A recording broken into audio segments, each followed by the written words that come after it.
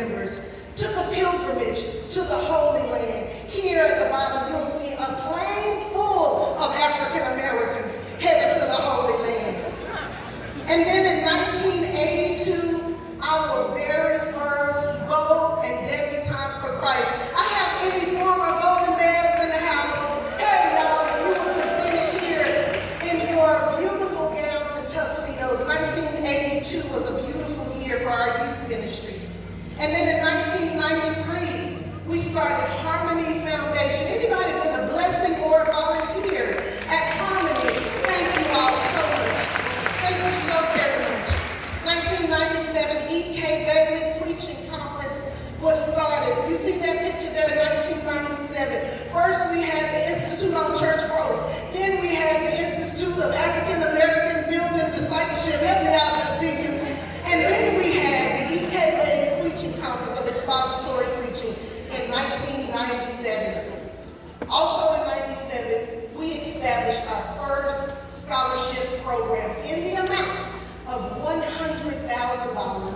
Since then, it has been our joy to give over $1 million in scholarships. Let me see the recipients. Come on, somebody. My baby just got a scholarship. Hallelujah. And then in December 7th, 1997, we caravan from 3410 South Polk Street. Anybody remember walking down Polk Street? Y'all, you couldn't tell us nothing. We shut Oak Cliff down. We walked down Polk Street. We were waving at people. We had drop-top convertibles. It was a parade that nobody could ever forget. And we turned left right here on Boulder Drive so that we could come to our new home in our legacy building. For many months and even years, we've been putting together this story of Concord Church, 50 years, and the journey to faith. And we have a documentary that if you are like me today, when you put your room on and sit on your couch, go to YouTube so you can see the full 30-40-minute documentary. But we want to give you a teaser today. Enjoy our journey.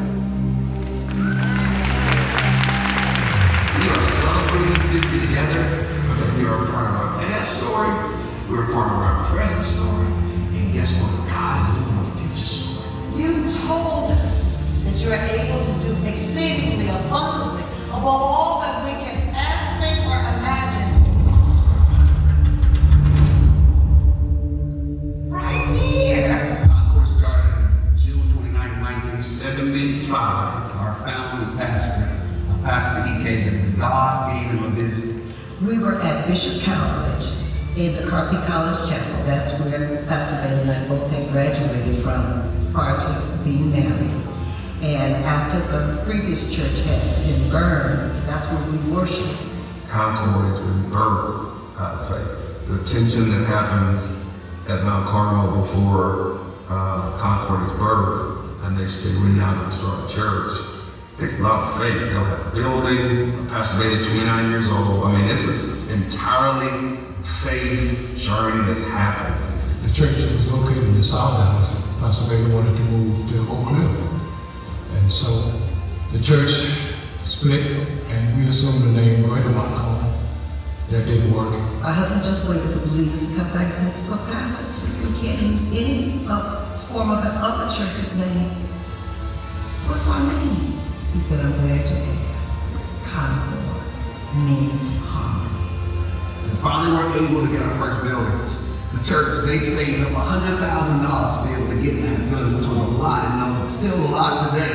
And there that church began. Look at all those people packed in there on a Sunday morning at Polk Street.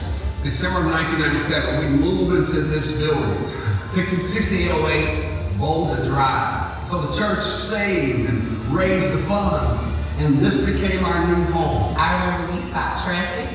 We were waving. We were, hey, Concord, we going to our new place.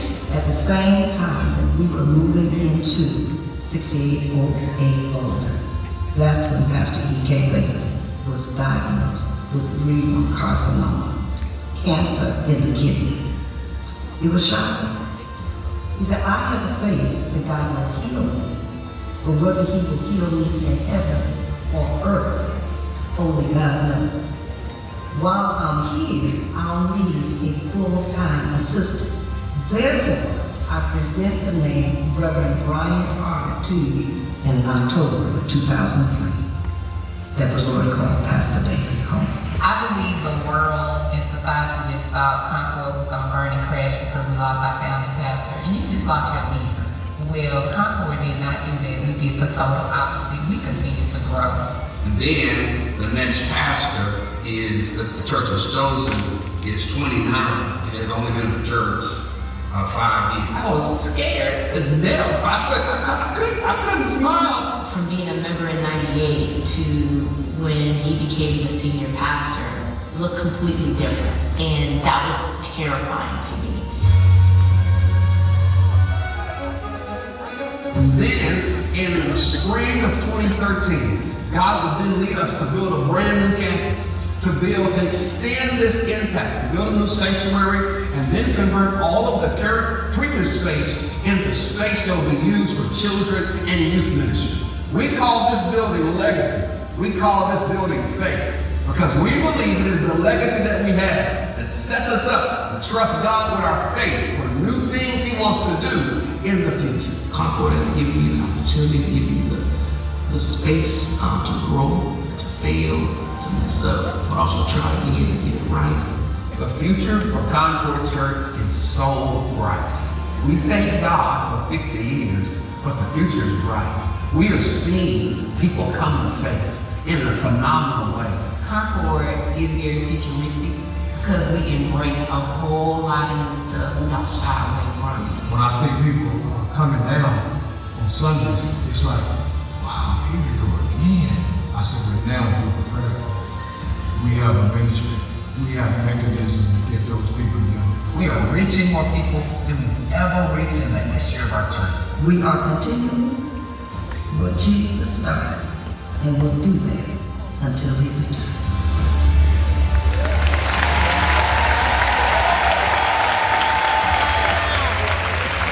Tell y'all something, all that needed right there was some popcorn and a couch. I was ready to watch all of that. I was ready. The video has said it all. In 2002, going into 2003, our church fasted and prayed for the healing of my dad. And we prayed, God, you get the glory whether you healed him on earth or in heaven. So in 2003, God showed His powerful hand and cured him and healed him in heaven. In February 15th of 2004, ushering in the second pastor of Concord Church, Pastor Brian L. Carter became our pastor.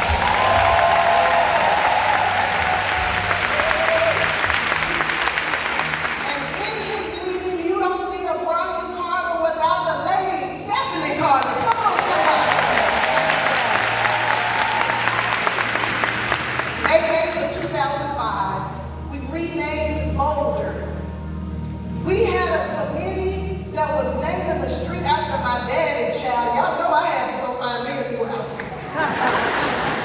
And so our street is named after our founding pastor, May 8, 2005. In 2009, we held our very first grand wedding. Do you remember the grand wedding? This was our challenge for cohabitation, where Pastor challenged couples that Concord would sponsor a beautiful wedding, but we believe in marriage and we believe in family.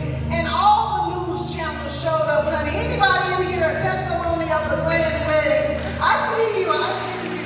2010, we shifted our mission to we, and we still are growing people in Christ. In 2013, our sanctuary where we sit today, faith. We moved from legacy to faith. And in 2021, after all of us being able to testify that we survived a global pandemic by the grace of God, in 2021,